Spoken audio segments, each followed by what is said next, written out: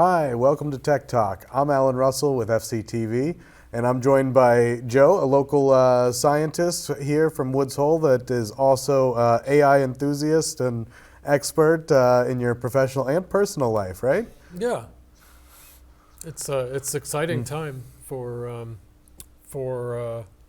AI. Yeah, so how did you get started in the AI space? Well, it's a long story, which I'll try to shorten for the occasion. It started a long time ago, really, when my father, who was a biologist who used computers extensively in the 70s, got interested in AI because he was doing research in self-organizing biological systems and knew people who had theories of psychology and theories of evolution that included intelligence as an emergent property of biological systems. And he got interested in another aspect of AI, which is understanding science with AI. So building tools that would be able to read scientific papers, for example, and interpret them, and maybe come up with hypotheses and things like that. He spent the rest of his career trying to build that. And so that was throughout the 80s and 90s and things like that. It was a more primitive time in AI. So if he was still alive today, he would be really astonished by what has happened just in the last few years, because we're starting to approach being able to do things like that in a way that is a dramatic change from what it was like during his lifetime. So my interest in AI started when I was a kid. I got into scientific computing professionally after college, and I was always interested in automating things with computers, right? So I also am a musician, and I've done a lot of programming in my musical work. So that drew me to these new AI tools recently. And then at work, it's creating a revolution in science and in lots of other fields right now, because the new techniques are just so powerful. Absolutely. I've been following some of the astronomy data with JWST and how they're using AI to try and comb through some of that data and help to make new discoveries and stuff. And I'm assuming they must be doing very similar things with ocean mapping and all sorts of other science, right? Ocean mapping, remote sensing of any planetary science, the list goes on and on. Medicine, they're getting great results in things like protein folding and other kinds of complex biological data processing. So genetics and things like that. There are tools that can be used for that were not even developed for that. And that's one of the things that's happening with AI now is you spin up one of these AIs and you discover that it can do things that you didn't tell it to do, it how to do. Absolutely, and that's something new and exciting from it. But it's really grown at like an exponential rate. It's surpassing Moore's law. They're saying even about the speed with which it's increasing. Absolutely, yeah, and that's because there's a couple of very powerful techniques that were developed. And the revolution really started in about 2015 with the development, with the open sourcing of this tool that Google had developed for building deep neural networks, and that's an artificial system that is sort of like the brain, sort of metaphorically like the brain. It has lots of different interconnections, the way that a brain does, between different components that can interact with each other in ways that are so complex that you wouldn't be able to map it out in a single piece of code or distill it to a set of rules. It's more complex than that.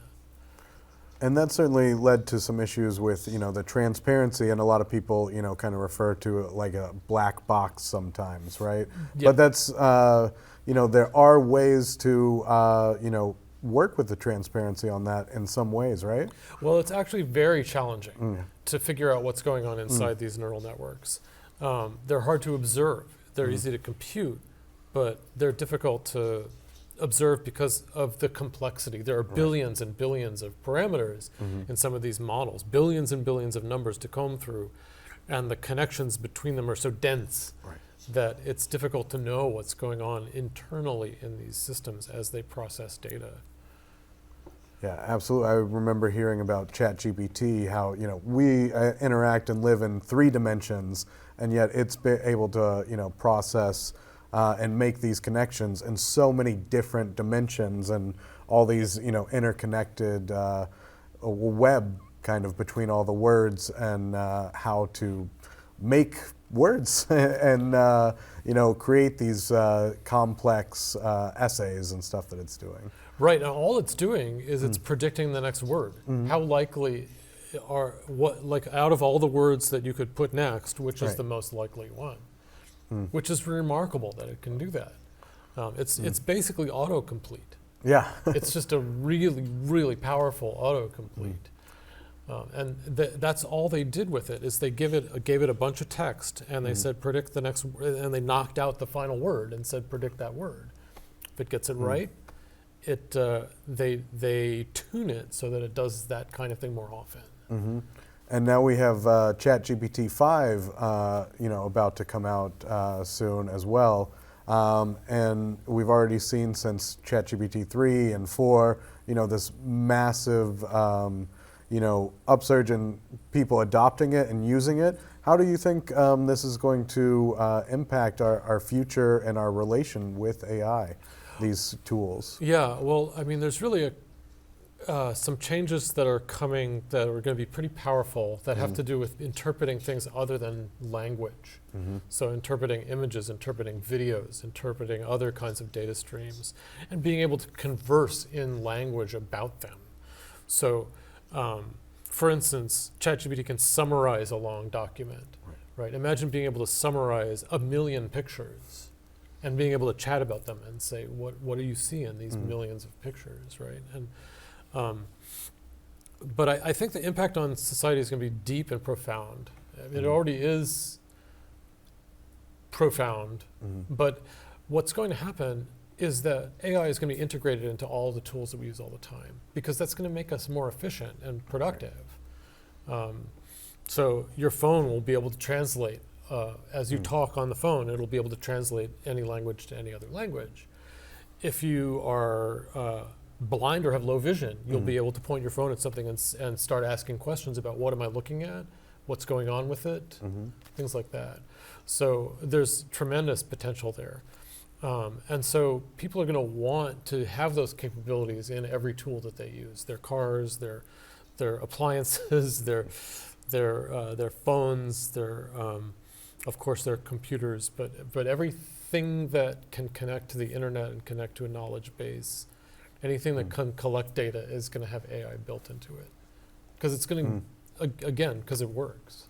Yeah, absolutely. I've seen the app that you can point at, a bird, and it'll tell you, what kind of bird species that is. And I know they're working on that with plants and a number of different things that are really great at, identification and stuff like that, that maybe we as humans maybe have issues with sometimes. And as these tools just get better and better, I can certainly see it being used all the time.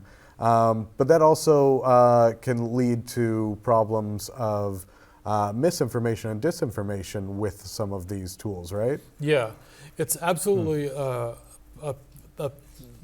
potential for misuse is as profound as the potential for use, right?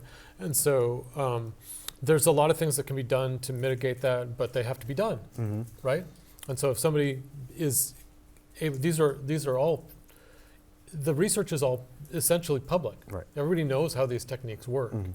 All you need is lots and lots of GPUs on your computer, in your data center, to spin up one of these models and train it using whatever data you want, whatever data you can get your hands on. So if you give it biased data, you'll get a biased behavior from it. And that's what we've already learned. If you just scrape the whole web and then communicate with the AI and trying to get it to produce a typical example of something, that typical example will be weighted towards whatever was in the training data.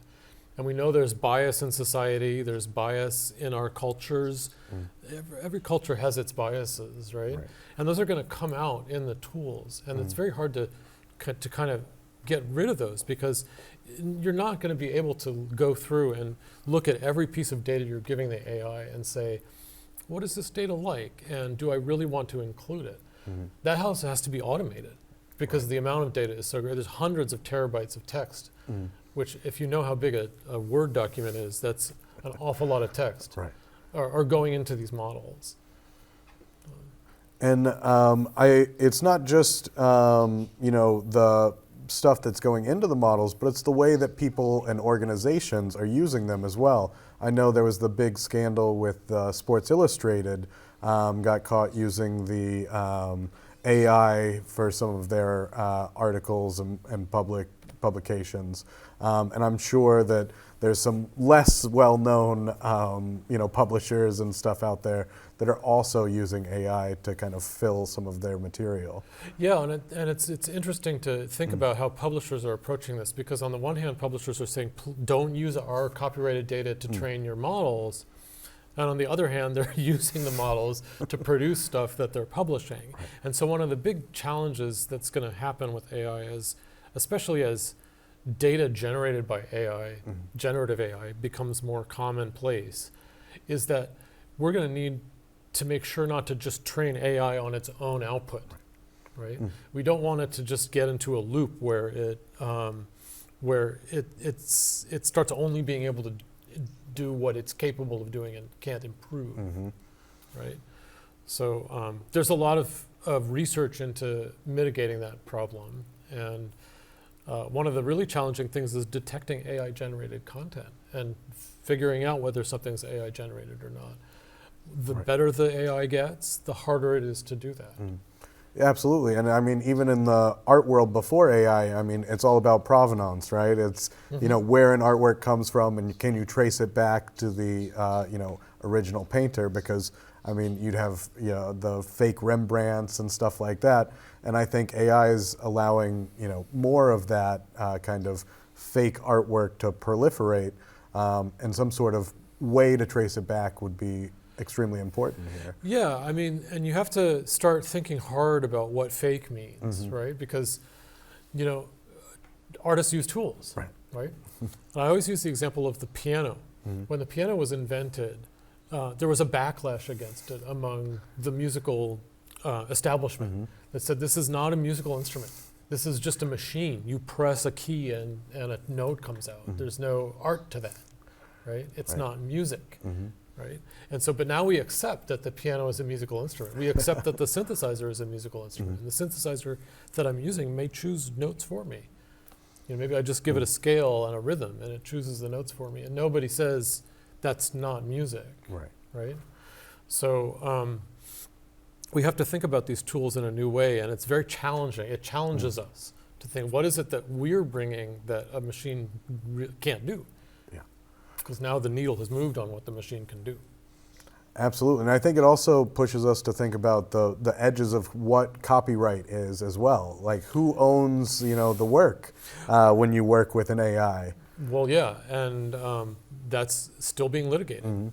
And copyright law is a mess anyway. It hasn't kept up with technology at all. And this is a perfect example of how it's just a poor fit for the kinds of technologies that we have today for producing and managing content.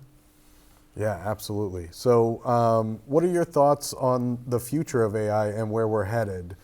So I think that the goal of AI research is very clear. It's to develop what's called artificial general intelligence. And that's an intelligence that can learn continuously, that it's truly intelligent, it can act autonomously, it can interact with systems that it's never seen before and learn them. And we see little hints of that in the current work, especially in models like ChatGPT, where it's very easy for a novice to figure out what one of those AIs is doing, because you can actually just talk with it, you can just chat with it. I mean, there's other AI, like the stuff that does bioinformatics, that you have to be a biologist to understand what it's doing, right? But now ordinary people can see, who don't have that specialized training, can kind of probe the capabilities of these tools. So I think that what's going to happen is that there's going to be a more and more push towards that artificial general intelligence. And we're going to solve the problem of pre-training. Pre-training meaning that ChatGPT only knows about what was given to it when it was trained, and the training process takes a very long time on a lot of computers, right? So it can't assimilate new information that people are feeding into it. That has to go back into a manual training process. But if it's a constant learning, constant knowledge-based growth, and the ability to interpret that knowledge in some reasonable way in conversation with somebody or in some kind of application like driving a car or something, then that will profoundly change the world, because it'll start to do things that we didn't tell it to do, and it'll start to do them better than humans can do them. Yeah, it's almost like what our ultimate sci-fi AIs have always been like, right? They're fully capable just as we are, essentially, whereas our current AI models are much more, system specific or for task specific, for what they're made for usually, right? Well, yeah, but also even if you look at a very general purpose tool like ChatGPT or equivalent tools, it doesn't remember everything that you tell it. It can't. Right? It can't learn over long periods of time. After about 100 pages, it starts forgetting what you've told it. The other thing is that it gives responses that are relevant to everything you've told it. They're contextually relevant to what's in the input data that you give it. But that doesn't mean that it's true or accurate, right? And there's also this problem of hallucination, where these generative AIs will generate things that are really plausible, but aren't, and that sound right or look right, but aren't. Yeah. And that problem is difficult to solve too. So, truthfulness, accuracy. There's a couple of other areas where where progress still needs to be made. But I have kind of hope for the nightmare scenario, right? Because everybody has the nightmare scenario in their head of where AI has an agenda that completely differs from what humans want, right? My theory about that is that, for instance, take deception, right? We know that we can make these algorithms deceptive. There was a paper that just came out about that, where if you train them to be deceptive, they'll tend to be deceptive all the time. So if somebody wants to create a deceptive AI right now, they can, right? And it'll fool some people some of the time. But I think an artificial general intelligence would have a vested interest in its own survival for getting things right, for not believing misinformation, right? Because if it can reason, if it knows about the world, then it's going to seek the truth, because it's not going to be able to perform well if it doesn't know the truth. If it believes a bunch of inconsistent lies, it's not going to be able to accurately do the tasks that it's being trained to do, or any of the things that it wants to do. Suppose it decides it's autonomous and it wants to achieve a goal, right? It's not going to want misinformation to guide it in that. So I have hopes that once the AIs become more autonomous, first of all, that gives them more power, which can be problematic. People could plug them into weapons and things like that, which is going to happen. I don't mean to be alarmist. But, again, if it's truly an intelligence that has access to all the world's information, it's not going to pick you or me and our agenda as the only agenda to follow. Yeah. But these are open questions. We don't have these autonomous AIs yet. People are working on kind of workarounds, because right now we have basically tools that we press a button and it does one thing, right? Yeah. And we have to press the button. You have to go. You have to prompt ChatGPT. You have to feed an image into an image analysis routine. But what AGI will need is continuous input. And so instead of going and taking a picture and saying what is this a picture of, there will be pictures. It'll be out there collecting pictures itself. There'll be devices plugged into it that will be continuously gathering data for it because it'll be capable of assimilating all that data. Right now, your self-driving car throws away all of the video and telemetry that it collects because there's no point in storing it because it's not going to learn anything from it. It's pre-programmed to drive the car based on what it sees around it. An AGI-powered car would see what was around it, remember it all, and be able to talk to you about it and understand what's going on. So, like, if it saw something by the side of the road, as your self-driving car was going by the side of the road, it would know what it saw, read the signs, it could tell them, could start route planning for you based on what it sees around it and things like that. Yeah, but we already talked as well about the immense storage requirements already for these smaller AI models. I can only imagine what the requirements must be. I mean, and they must continuously increase, right? Unless it's forgetting the old, which we wouldn't want it to do. Right. So it's got to remember the relevant stuff. Yeah. Right? It needs to throw away the stuff that's. I mean, our brains do this too. Right. We throw away the irrelevant stuff, and we make mistakes sometimes because of that. But that's, from an AI perspective, that's just an engineering problem to solve, right? But yeah,